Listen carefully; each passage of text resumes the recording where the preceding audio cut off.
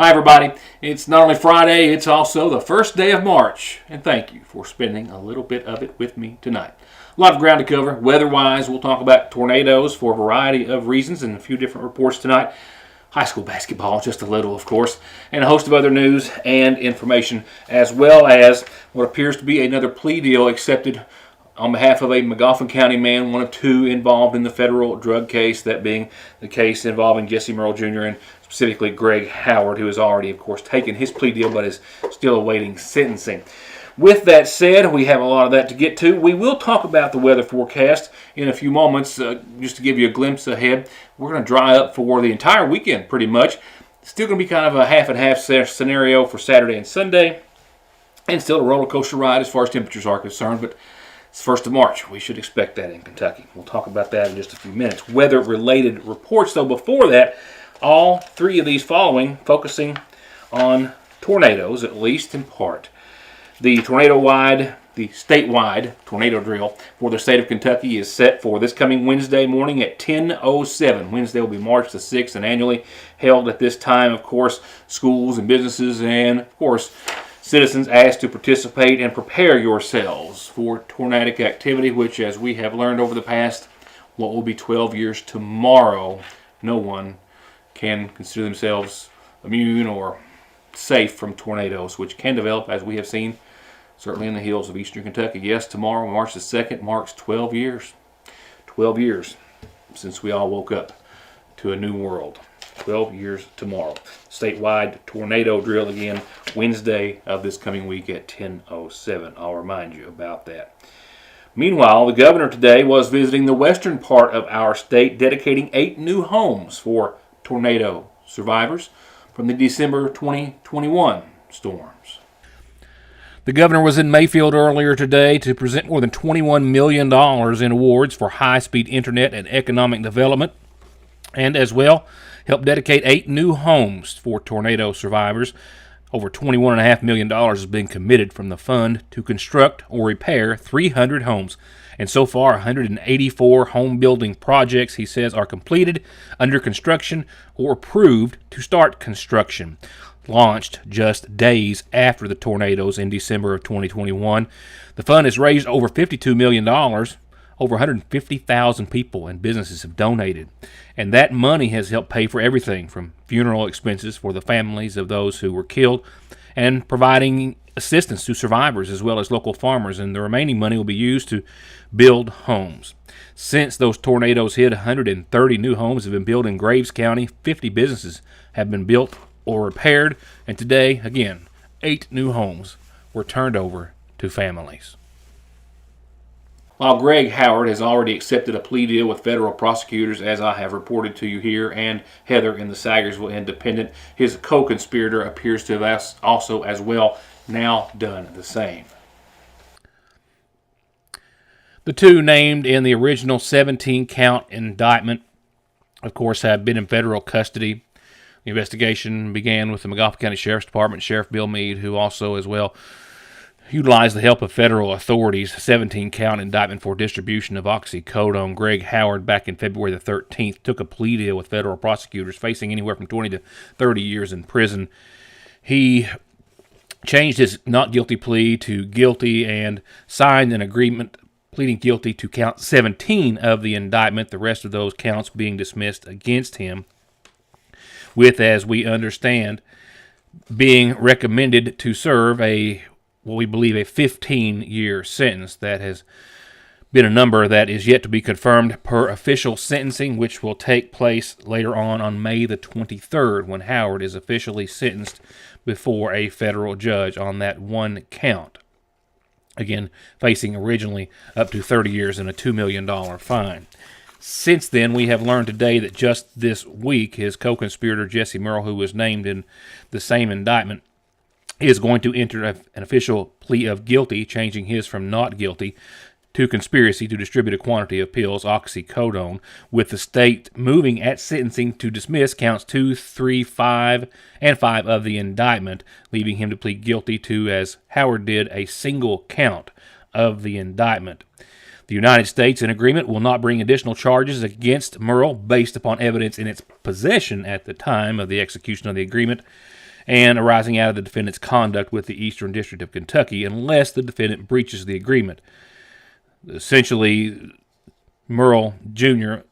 admitting that he and Howard conspired or agreed to distribute pills, oxycodone, and worked together from March of 22 through August of 23 to do so, selling to undercover informants on at least 2 occasions in Howard's residence.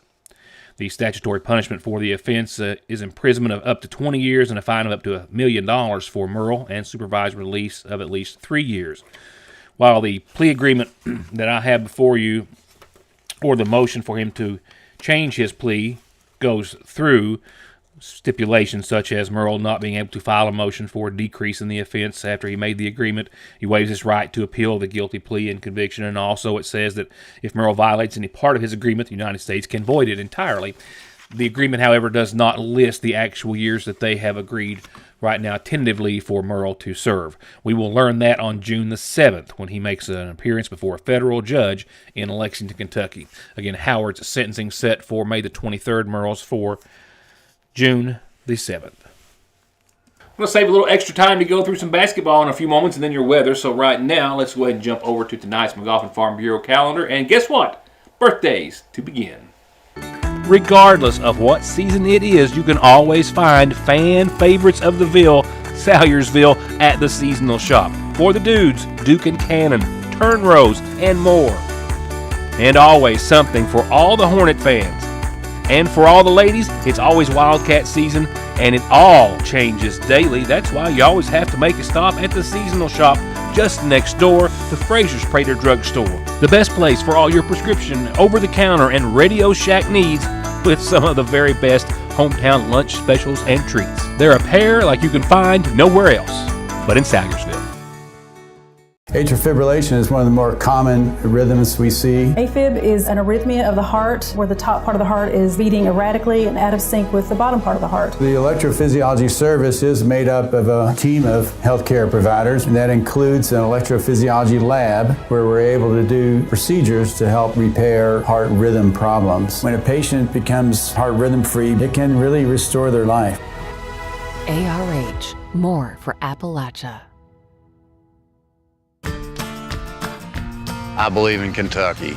I believe in Kentucky. I believe in small town values. And mom and dad and the things they handed down. I believe some of the best people in the world are farmers. I believe in insurance that protects families, homes, and cars. I believe in always finding a way to do what you love. I am Kentucky. I am Kentucky. I am Kentucky.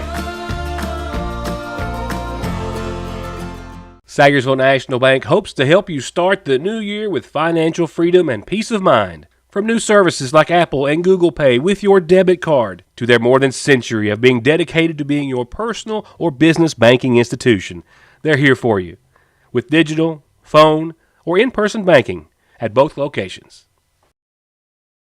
Someone dies in the U.S. every 7 minutes from an overdose, and over half of the population gets or takes pills from a friend or a relative. And about 46 million and counting are exposed to narcotics in their drinking water. So don't toss them, flush them, or leave them lying around. Safely dispose of your unneeded meds anytime at Parkway Pharmacy, where you can always talk to a pharmacist when you need one.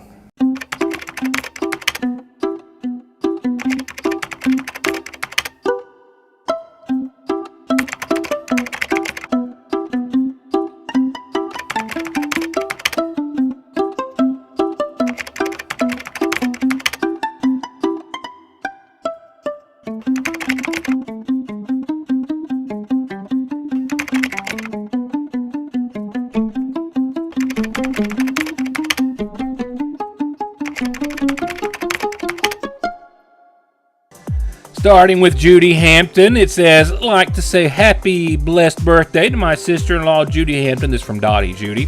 On March the 1st, and happy blessed birthday as well to her great niece. Happy blessed 5th birthday as well. Happy birthday to you all, Judy Hampton and niece. Lee Ann Mead, Bill, Holly Kate, Will, Sherry, and Marvin. You know the drill. I did not mean for that to rhyme. Happy birthday to you from them all. Happy birthday, Leanne Mead. The happiest of birthdays to you as well. Quick reminder, the Water into Wine Food Pantry's next commodity date is next week, next Wednesday, 9 to 11. And then you'll have to wait to the 20th for the 2nd and Thursday the 21st for the senior commodity day. They do want to stress that clients in the main list, you need to please pick up your boxes and items before 10 so they can start to move on to the waiting list. And remember, tomorrow morning, Montgomery County Rescue Squad is going to be out under the red lights in downtown Sagersville in front of the squad, graciously accepting donations to go toward the 46th annual Media Squad auction, which will be May the 2nd, 3rd, and 4th. So please help support them if you can. Here's how you put calendar announcements on the show, or just give us a call, as most do, and we'd be glad to put them on or print them in the Sagersville Independent.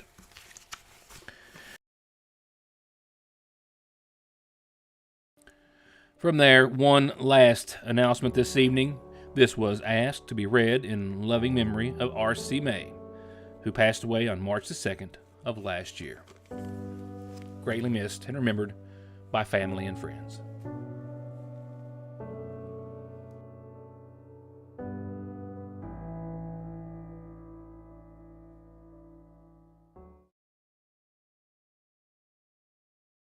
You've seen the forecast, right? You know what season it is, so it is time to get ready. With New Year deals that are worth up to $200 off a new set of tires, and get your car running like new with only a $35 state-of-the-art computer diagnosis, and save all the payments for later with 6 months same as cash at Conley Tire and ConleyTire.net. The Kenny Wayne Shepherd Band.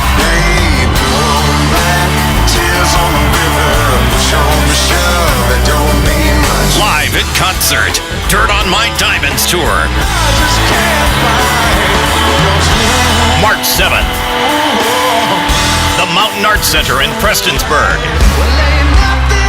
Tickets on sale now at People's Bank Box Office or MacArts.com. Don't miss the Kenny Wayne Shepherd Band live. Cooked cabbage is back at your Sagersville Lee's, and so is the low-carb plate. I mean, yes, you can call it a low-carb plate because it is. There's barely any carbs in it, but it's also one of the tastiest meals we've got. And the healthiest, low-carb or not. With juicy roast strips, our famous green beans, and yes, that tasty cooked cabbage. A taste and flavor all its own, and only at your Sagersville Lee's. Where every day starts, it's made, and it ends. From hitting the floor to hitting the road and back, your feet carry the day's duties. And if you're hurting from what might be a work or sports or stress-related fracture you don't even know about, diabetic, or that all too often heel pain that just won't go away, or any type of pain or discomfort or in need of... So this super regional format it's tough to follow for folks like myself, and I'll let you join that category if you so desire. It's been hard to kind of grasp, but as it goes on and comes closer to finalizing the very 8 teams which will go on to play in the 15th region tournament starting Monday night, it's a little more understandable at least, and that's where we are tonight, getting closer after last night's boys district championships. We'll begin, of course, with the 57th, where Montgomery County traveled to Martin County. As I told you, preface to this game and throughout coverage of the boys' season, the Montgomery County boys were 4-2 in the district. Their only 2 district losses were both to Martin County. Splitting those games at home and on the road. Closer games, I think, decided by 4 and 5 points, respectively. Last night, Montgomery County was hoping to make the turnaround with the Cardinals ready for Montgomery. I rolled in and it was 10-4 Martin County. A little late, as you might understand. And then just a moment later, down 11-6, Zane Whitaker with the board and the basket to make up some ground. And Aiden Barnett with the bounce to Zane for another.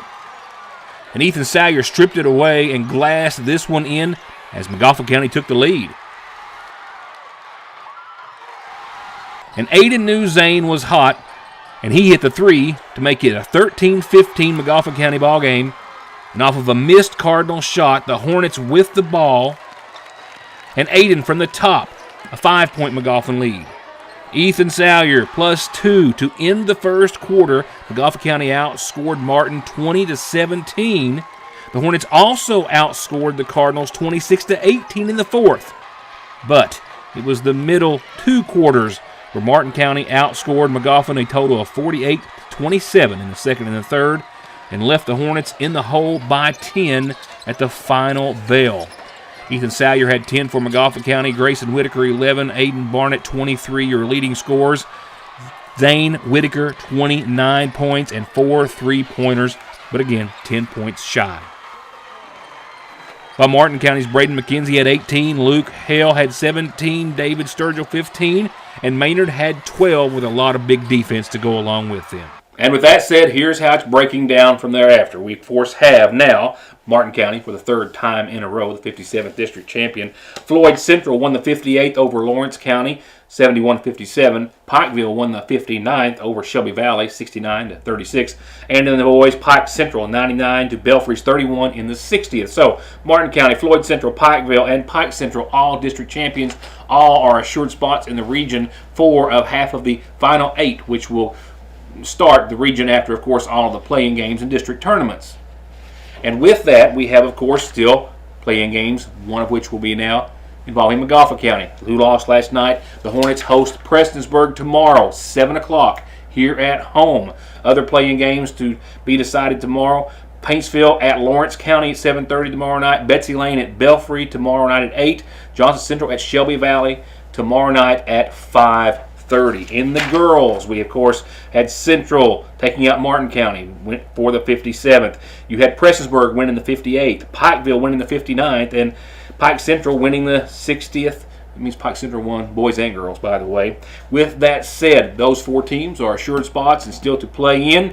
Will be tomorrow. The ladies from Paintsville will be at Belfry at 2:30. Betsy Lane ladies will be at Martin County tomorrow at 4. East Ridge will be at Floyd Central tomorrow at 2:30. And Lawrence County will be at Shelby Valley tomorrow at 3:30. Those 8 teams will be cut down to 4. And then they, of course, will go on and make up the other half of the 8 in the region, which starts next week. With that said, just a quick reminder, the number 2, still hate saying that, ranked Pioneers of Transylvania and our Kennedy Stacy are hosting tonight Chatham University, 8 o'clock, Chatham 24-3, and of course the Pioneers are undefeated and have been for years. With that said, I'm not sure where you can find that on the internet, but I'm pretty confident you can if you search. Here's tonight's Licking Valley RECC Outlook. All right, here's what we got. We are where we were at this time last night, 42 degrees. Feels like 40 because we've got a wind out of the east at around 4 miles per hour or so. Clocked as I had yesterday at this time, an 11 mile per hour gust earlier today. Humidity is obviously way up compared to yesterday, 92%. We've not logged much rainfall today, just been a few drops out there, 0.03. 300ths of an inch, and that's all. Sunrise 7:04 and sunset 6:27. So this round's not been that great of a rainmaker. And taking a look at local Doppler radar, we've got about a 40% chance of some showers on and off throughout the evening. And that we'll see, of course, very little added to that.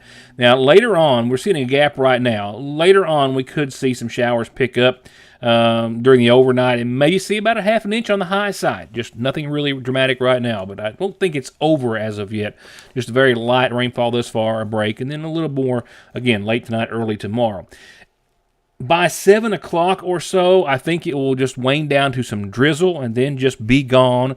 And then, after 44 degrees tonight, patchy fog and some showers, I think tomorrow will top out at about 55 degrees. Winds will be calm and pretty much just cloudy skies. Drizzle up until 7. Cloudy skies just pretty much across the board throughout most of your Saturday. So dry, just cloudy and gray with a little AM fog. Good news is that by tomorrow night, we'll still see dry conditions and a prelude of drier conditions and prettier ones Sunday. Yeah, sun makes a return for the latter half of your weekend, and with that, we'll see the 70s come right back to town. So 55, cloudy and gray for your Saturday, but Sunday 72, mostly sunny, very nice. Lows around 50 that night, so Sunday's going to be a beautiful latter half to your weekend. Find a way to enjoy it. Sunday is followed by a nice Monday, 74, mostly sunny degrees. Shower chances are not until the overnight, Monday night into your Tuesday. So Sunday, Monday, winners in my book, to say the very, very least. Tuesday, not so much. We'll still, as the page gets ready to flip here, see temperatures close to 70, if not, but another system comes to town. And with that 30% chance of showers like 2 o'clock Monday night, Tuesday morning, Increases to a 70% shot of some showers and thunderstorms for your Tuesday, but temperatures hold tough. We're going back and forth, but not to the degree that we have for the past several days. We're going to hold on to the 60s from kind of one extreme to the other, but it will be the 60s nonetheless throughout most all of next week. 69, mostly cloudy, and a good shot of some showers and storms on your Tuesday. Can't help that. And mostly cloudy, lingering showers on your Wednesday. And then there on, we kind of level off at 64 degrees and teeter-totter back and forth between clouds and sunshine, holding on to some slight to significant shower chances throughout the rest of your 7-day. 64 Wednesday, Thursday, Friday, mostly cloudy and a 40% chance Wednesday, partly sunny and a 40% chance Thursday, and then clouds and another better chance of showers for this time next week.